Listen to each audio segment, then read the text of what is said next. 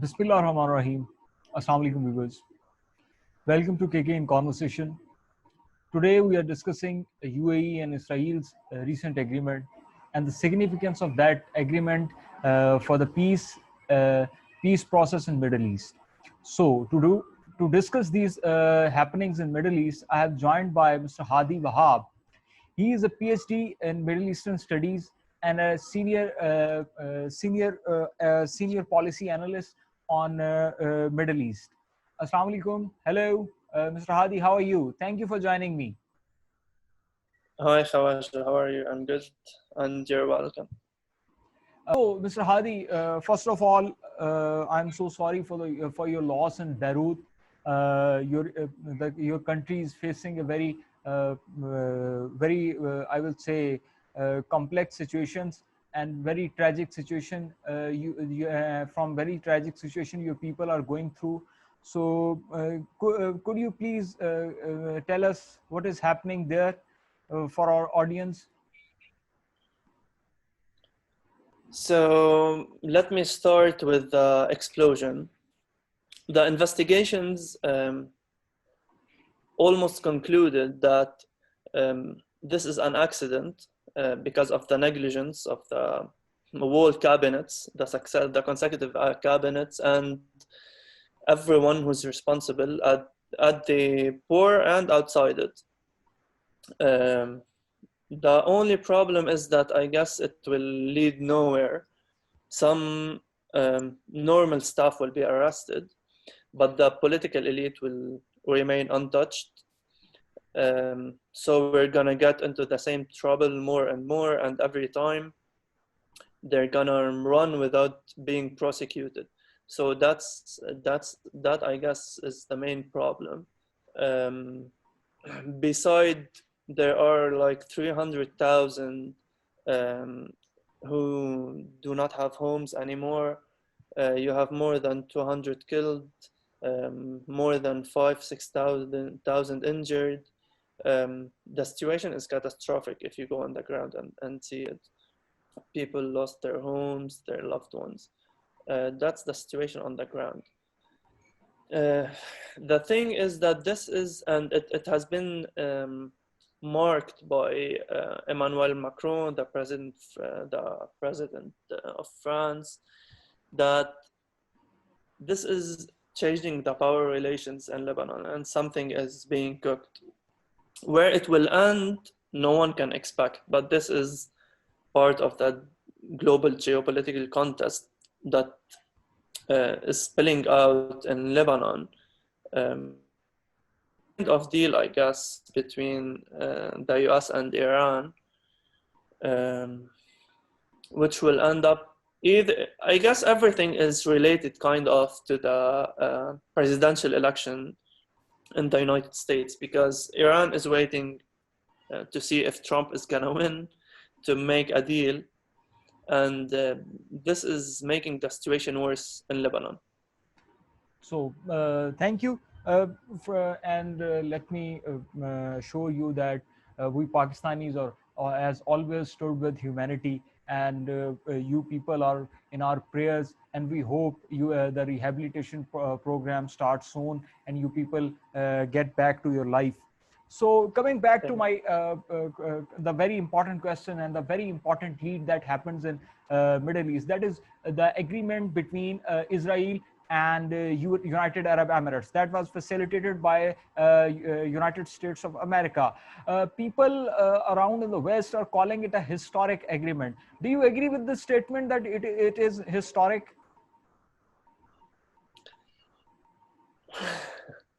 Look, first of all, I guess it is historic, but that doesn't mean that I agree or anything, because we are in conflict with Israel. But the UAE has the right to take whatever decision it wants, and it did. I guess they took the decision out of realpolitik. This is how realism works. They have a bigger danger, which is Iran. They consider, at least, it is a danger. So I guess the normal things of realist thinking is to side with Israel because it's far from the UAE. It's not a direct threat. Um, but I guess this kind of created more problems with the Palestinians because, as you can see now, they're outraged with the decision of normalization. But it's more related also to the foreign policy of Trump because he needed something in for his agenda, for his foreign agenda, to use it in the elections. So that's why they pressed towards it in such a time. And I guess they kind of said the Israelis, the United States, they said that Oman and Bahrain will follow, and maybe Sudan later on, and also Somaliland. So I guess it's more related to the geopolitical threats seen by the UAE.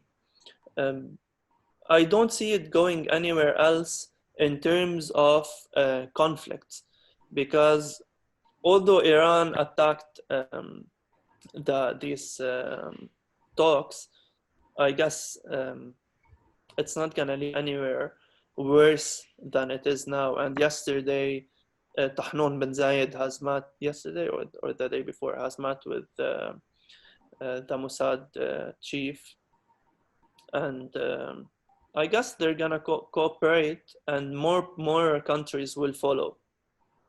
Thank you for this answer. But as a supplementary question, some scholars are saying, calling it as a historic because in resultantly, the Mr. Netanyahu, the Prime Minister of Israel, has announced to postpone the annexation plan of West Bank. How far this statement is true?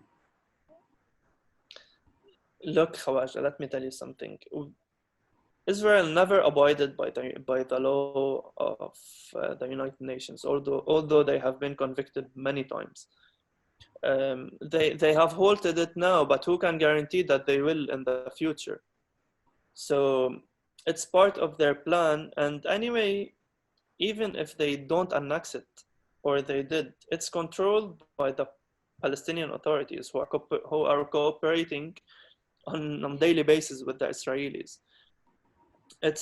And anyway, now Palestine, if we want to be objective, Palestine is now ruled by three states: Hamas in Gaza, the Palestinian Authority in the West Bank, and the Israeli authorities.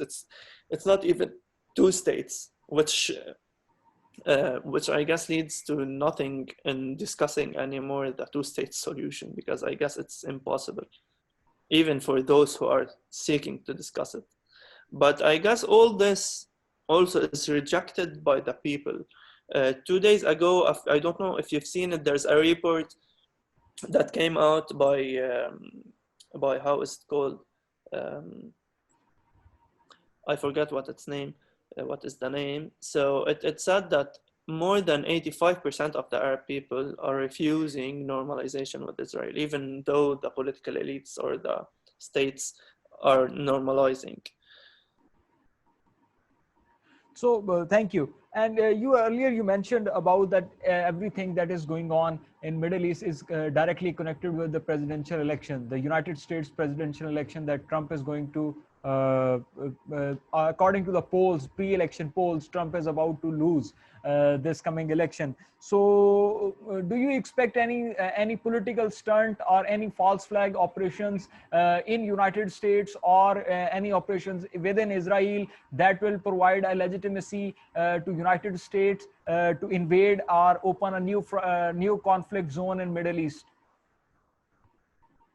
I don't think so, and I can assume that it's not gonna happen for so many reasons. I'm gonna state some. Uh, First, if you look at the escalation between the United States and the Iran that happened a few months ago, they were on the brink of war, and it did not happen. The United States' first priority is China. And if you read the memoir or books of many US statecrafts, including, let's say, William Burns' book in 2018, The Back Channel. They all say that the United States was leaving the Middle East because it has a bigger threat. It's not like leaving it, it doesn't have any benefits or interests in the Middle East, but the main interest is Israel. Beside that, its biggest threat is China. That's why it's focusing on facing China. And here lies the biggest issue with Iran, because it's gonna be a blow if there gonna be a deal between China and Iran, because it's on the Belt Road. Yes. So I guess that's the real issue, which no one is referring to. They always speak about side issues, but the main issue is there. If Iran gave guarantees to the United States that it's not gonna make an agreement with China, I guess everything will change. And here, Iran is not doing that because it's waiting to see if Trump is gonna win, which I guess he will win. I personally think he will. Uh, And Trump pledged to withdraw all the US soldiers back home, if you remember, in his first campaign. And he's doing so. So he can't bring more soldiers to the Middle East. He's going to pursue on removing them. And I guess after the elections, he's going to make a deal with Russia, even to withdraw the remaining soldiers from Syria. Thank you. So, coming to a conclusion, I'll ask you to conclude in this way. Concluding question: what could be the future outlook of the geopolitics in Middle East? Because we are seeing by the geopolitics situation, I mean the situation of Arab, Iran. If Trump loses, then Americans are expecting to a renewal of jackpot deal, and there would be a chance of betterment of relationship with China. So how you see the geopolitical outlook of Middle East will look like in near future? The Middle East has always been a battlefield or a place for geopolitical contest between East and West and all countries. And it's gonna remain so. I guess that there's gonna be no peace in the Middle East, unfortunately, in the foreseeable future. I think it's a matter of alliances and more geopolitical contest, because now the United States is withdrawing from the Middle East, kind of withdrawing. So this gap is gonna be filled by countries. So these countries are trying to make alliances, including, if you can see it, Turkey, Qatar, the GNA in Libya, and the Muslim Brotherhood. And on the other side, you have France, Greece, Cyprus, Egypt, the UAE, and Saudi Arabia mainly. So now, the thing is that everyone is looking what the Levant is doing. What will Lebanon do? What will Syria do? That is a main point here, because will Syria maintain its ties with Iran and at the same time maintain it with the UAE and Saudi Arabia? That's a key point to think about and watch what's going to happen and scrutinize it.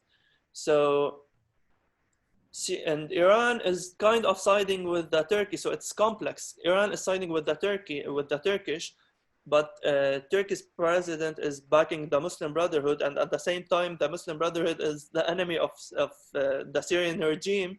So no one knows how it's gonna end. And the Russians are good allies of Israel, and Hezbollah and Iran are not. And the Syrian regime has to abide kind of with Russia's foreign policy. So here, it's a conflictual point of view between everyone.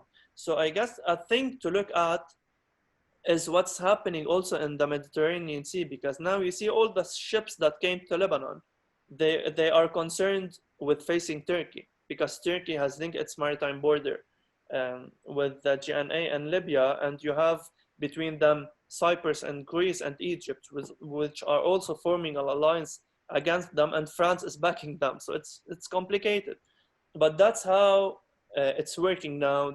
Those are the things to watch in the Middle East. And I guess everything is waiting presidential elections A in the United supplementary States. question. It's all So linked to it. thank you for explaining this all scenario. And a supplementary question that is that is the most important question that I'm going to ask. What could be the hope for the people? Because people of Middle East are suffering without any doubt. They have lost. They have been perished since decades. So what could be the hope for people in this all complex situation? Unfortunately, allow me to tell you that you're asking the wrong question, because in politics, no one cares about people, unfortunately. They are always the scapegoats of the political contests, and no one cares about what people do. Or even now in the explosion of Beirut, they think that the West cares about Lebanon or no. And the United States might make a deal with Iran, and no one cares about who's dead and who lives, unfortunately. Thank you, Mr. Hadi. Thank you for this having this very thoughtful discussion with me. And I'm 110% sure that my viewers will enjoy it. And I hope to see you again. And thank you for giving me your precious time. Thank you, Khawaja. And thank you, viewers. See you next time with the next guest and the next topic.